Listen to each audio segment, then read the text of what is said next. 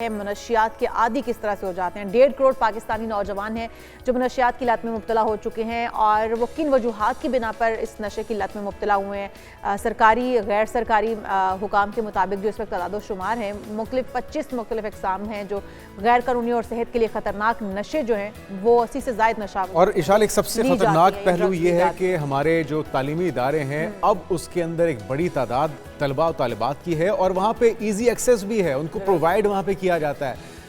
30 लाख जो बच्चे हैं हमारे, जो हमारा मुस्तकबिल हैं, वो इस लत में किस तरह से पहुँच गए। डॉक्टर अबुल हसन माहिर नफ्सियात हमारे साथ मौजूद हैं। डॉक्टर साहब वेलकम कहेंगे पाकिस्तान मॉर्निंग में आपको। ये बड़ा ही संजीदा मामला है और बड़ा ही सेंसिटिव इस वजह से भी है कि हर बंदा या हर पेरेंट ये चाहता है कि उसका जो बच्चा है तालीमी इदारे में अच्छी तालीम और तरबियत के लिए जा रहा है, लेकिन एक तो बड़ी तादाद वहाँ पे इसका शिकार हो रही है। ओवरऑल भी अगर देखा जाए तो जो कम्युनिटी है, जो हमारा माशरा है, वो इस लत में पड़ता जा रहा है। कौन कौन से महरुकात हैं जो कि बच्चे को या किसी नौजवान को नशे का आदी कर देते हैं? पहले तो ये बताइएगा, फिर इसके हल की तरफ आते हैं। देखिए, आजकल का जो दौर है इसमें फैमिली की जो रिस्पॉन्सिबिलिटी अपने बच्चों के हवाले से है वो पिछले दौर से बहुत ज़्यादा बढ़ गई है।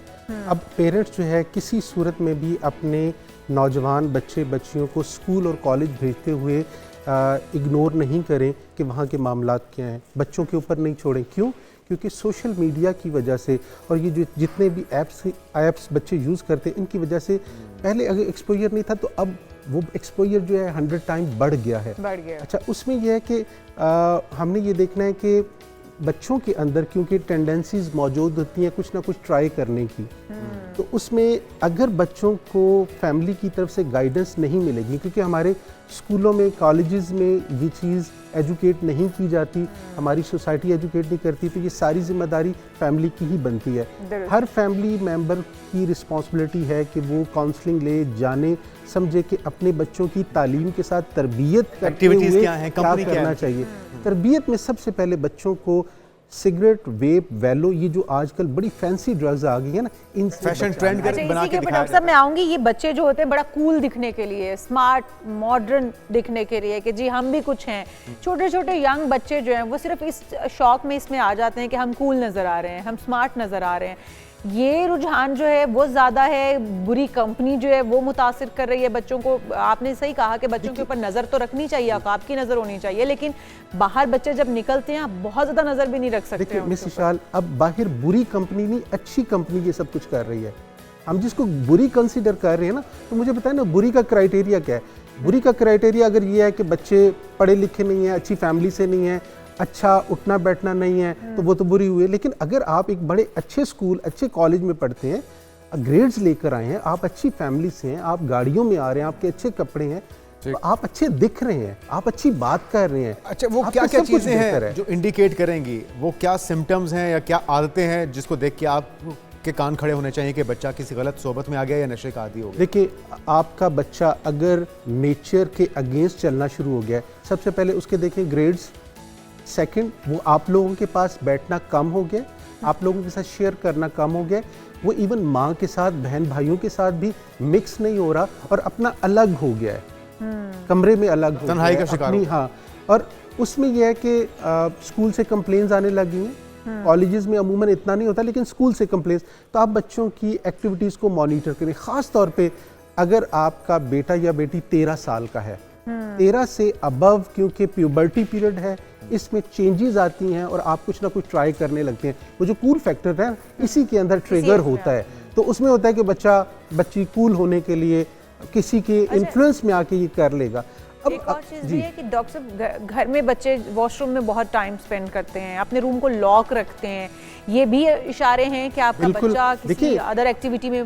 देखिए, आपका घर ना पेरेंट्स की जिम्मेदारी है, माँ बाप की जिम्मेदारी है। आपके 2, 4, 6 बच्चे हैं तो उनके ऊपर नज़र रखना, देखिए किसी और ने नहीं रखना, मेरे बच्चे मेरी जिम्मेदारी है। तो आप ये देखिए कि आपके घर के अंदर आपका बेटा या बेटी वो बाकी लोगों से कट गए, खाने पे नहीं आ रहा, बात नहीं कर रहा, ज़्यादा टाइम मोबाइल पे है, रात को जाग रहा है, दिन को सो रहा है, उसकी परफॉर्मेंस ख़राब हो रही है, एक्टिविटीज़, उसकी लैंग्वेज बदल गई है, वो गुस्सा कर रहा है, वो रिएक्टिव हो रहा है, वो आपकी किसी भी बात को बर्दाश्त नहीं कर रहा, अपनी चीज़ों को हाथ नहीं लगाने दे रहा, आप उसके रूम में जाके चीज़ों को चेक करने की कोशिश कर रहे हैं तो वो थोड़ा इनसिक्योर हो रहा है कि कोई चीज़ ऐसी निकल ना आए।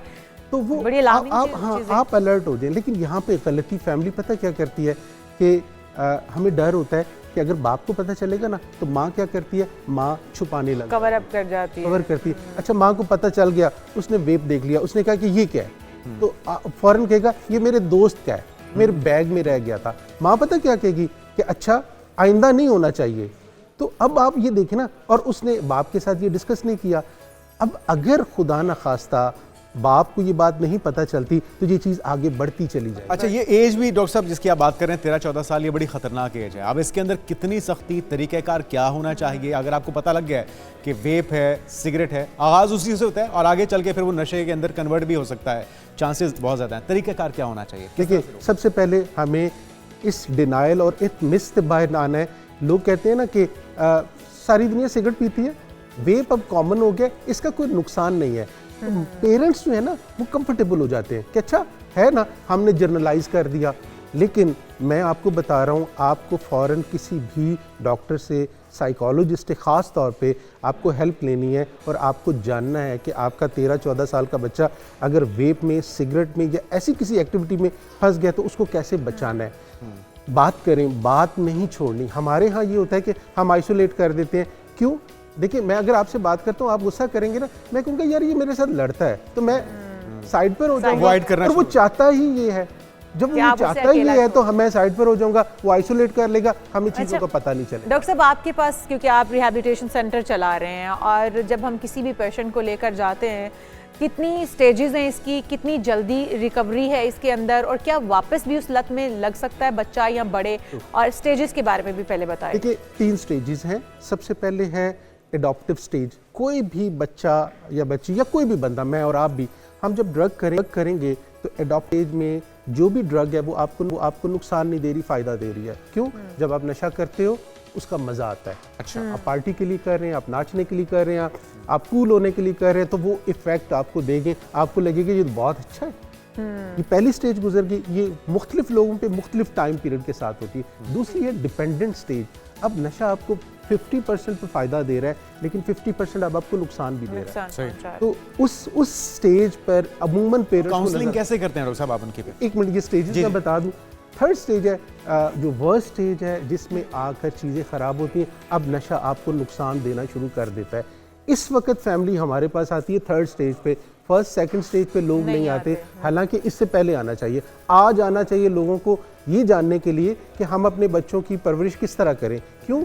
अब प्लीज़ वो रवायती अंदाज से ना करें, क्योंकि आजकल जो है इस दौर के अंदर हर चीज़ इतनी फास्ट है। बच्चे कहेंगे आप ओल्ड डेटेड हैं, आपको तो पता कुछ नहीं है। जैसे बाकी हमें बात ही कर रही थी कि पेरेंटिंग कितनी मुश्किल हो चुकी है, क्या किया जाए। पेरेंट्स बनने से पहले काउंसलिंग लेनी होगी कि उन्होंने अपने बच्चे को किस तरह से पालना है। और जब आप ये करेंगे तो तीसरी स्टेज पे हमारे पास जब लोग आते हैं तो हम फिर उनको बताते हैं रिहैबिलिटेशन ही हल है अगर आप ड्रग एडिक्शन का शिकार हो चुकी हैं। तो मेंटल काउंसलिंग है या फिजिकल कोई मेडिसिन भी है? उसमें क्योंकि ये बायोलॉजिकल है, क्रॉनिक डिजीज़ है, बायोलॉजिकल है, साइकोलॉजिकल है, सोशल है, स्पिरिचुअल है। इन चारों एस्पेक्ट्स को देखते हुए हमें सबसे पहले मेडिकेशन प्लस काउंसलिंग, फिर फैमिली काउंसलिंग, और इसमें सबसे इम्पॉर्टेंट रोल फैमिली का है।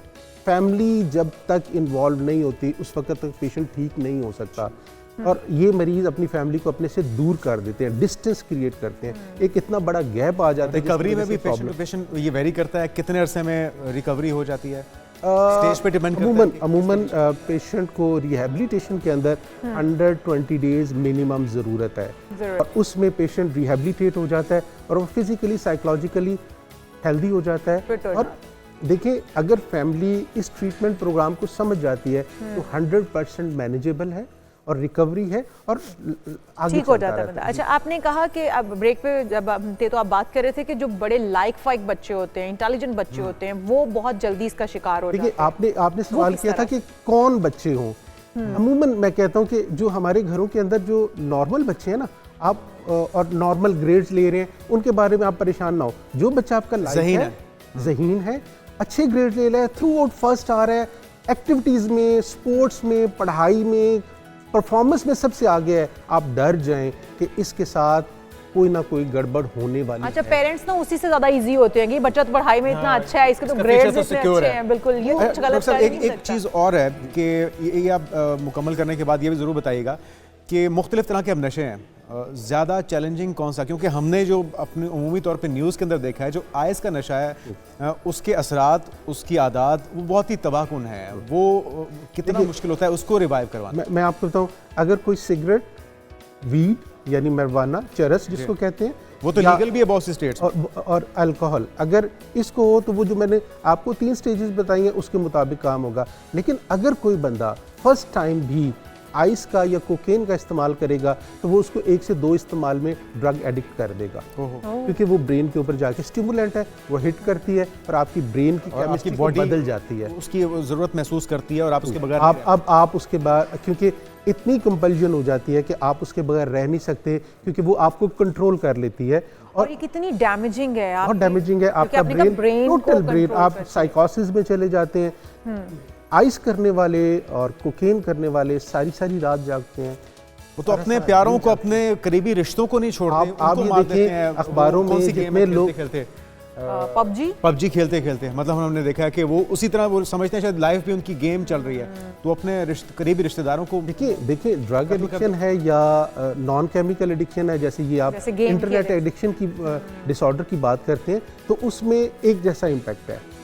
वो बच्चे भी, आप किसी छोटे बच्चे को जो आपके घर में 2-3 साल का है, उसको वो आजकल तो हम सारे माँ बाप उसको मोबाइल और लैपटॉप वो पैड दे के बैठे होते हैं ना, आप उसे लेकर देखें, उसका रिएक्शन देखें, आइस वाले पेशेंट का रिएक्शन मिलेगा। अच्छा, आपके पास रिहैबिलिटेशन में जब पेशेंट आते हैं तो कितना कॉस्टली पड़ता है उनको? आपने कहा 26-27 डेज तक मैक्सिमम उसको रखना पड़ता है वहाँ पर, तो कितना कॉस्टली है? और क्या इसके भी आपने वो पैकेजेस रखे हुए हैं? जी, हमारा bridge rehab and psychiatric services में हमारे पास एक तो हम बहुत कम एक ग्रुप सिर्फ पेशेंट्स का तकरीबन 10 से 12 पेशेंट को हम ट्रीट करते हैं, और उसमें यह है कि हमारे पास वार्ड भी है, सिंगल रूम भी है, लेकिन उसमें सबसे ज़्यादा ज़रूरी हम, क्योंकि हमारा ट्रीटमेंट पेशेंट ओरिएंटेड के साथ साथ फैमिली ओरिएंटेड है, तो हम फैमिली काउंसलिंग और फैमिली एजुकेशन ज़्यादा करते हैं, जिसकी वजह से हमें बहुत अच्छे रिजल्ट्स मिलते हैं और रिकवरी बड़ी स्ट्रांग हो जाती है। देखिए ना, आपने स्पिरिचुअल भी कहा है कि आप उनको स्पिरिचुअली भी आप उनको ट्रीट करते हैं। देखिए स्पिरिचुअल, जब आप को कहीं से कुछ नहीं मदद मिलती ना, फिर अल्लाह आपकी मदद करता है, हायर पावर अल्लाह तो हर हाल और आप जब मदद मांगते और वो परमानेंट भी होगा ना, उसके रिजल्ट्स भी बेहतर होंगे। बिल्कुल, मैं आपको बताऊं, हमें कोई मुसीबत आए तो हम फौरन या अल्लाह खैर ये बात करते हैं। ड्रग एडिक्शन में ख़ास तौर पे स्पिरिचुअलिटी आपकी ख़त्म हो जाती है, आपकी हायर पावर आपकी ड्रग हो जाती है, आपको नशा ही करना है। लेकिन जब वो इलाज में आते हैं तो हम उनको स्पिरिचुअली स्ट्रॉन्ग करते हैं। कुछ लोग तो इतने हाई होकर इस्लाम से भी अल्लाह माफ़ करे वो दूर हो जाते हैं, वो कहते हैं कि ये क्या, ये हकीकत नहीं रखता। एक चीज़ ये भी बताइएगा कि 2 ही हालतों में जो हमने उम्मी तौर पे देखा है इंसान नशे की लत में पड़ता है, या तो वो खुशी में सेलिब्रेट कर रहा है, पार्टी कर रहा है, या फिर वो किसी दुख में है, कोई ब्रेकअप हो गया है, कोई दुख लग गया है, एग्जाम में फेल हो गया है। तो आपके पास जो केसेस आते हैं कौन से ज़्यादा डेंजरस है, कौन सा ज़्यादा खतरनाक? देखिए ये जो है, ये जो सारी चीज़ें, आगाज तो इसी से होता है ना, ये इश्यूज हैं, ये इश्यूज हैं।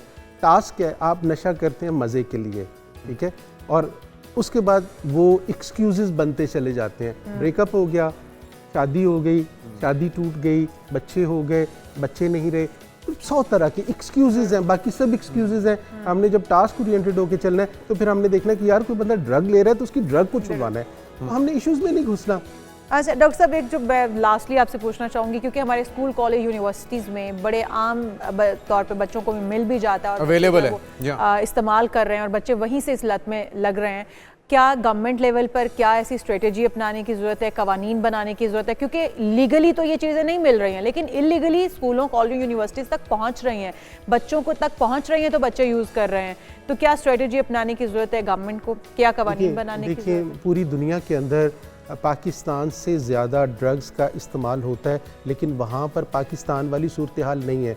इसकी वजह यह है कि क्योंकि वहाँ पे गवर्नमेंट स्ट्रॉन्ग है। कोई भी ड्रग करने वाला, आप दुबई चले जाएं और अगर आप अल्कोहल लेते हैं या ड्रग लेते हैं तो आपको छुपना पड़ता है, आप सड़क के ऊपर नहीं आते। लेकिन यहाँ पर तो आप गाड़ी से 4 बंदे भी मार के चले जाएं तो आप सेफ हैं। यहाँ पे सबसे बड़ी जिम्मेदारी गवर्नमेंट की है।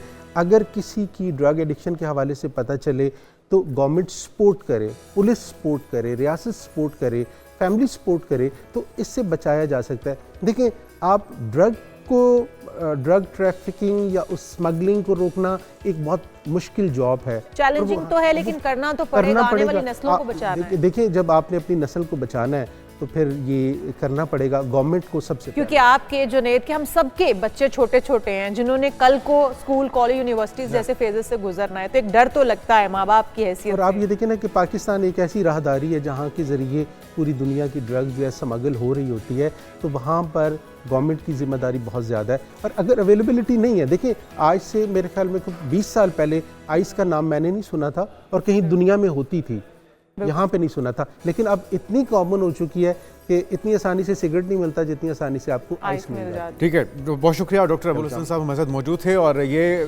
मामला ये है जनाब कि सबको अपनी जिम्मेदारी का मुजाहरा करना होगा, चाहे वो इदारे हैं, पेरेंट्स हैं, असातिज़ा हैं या फिर गवर्नमेंट है।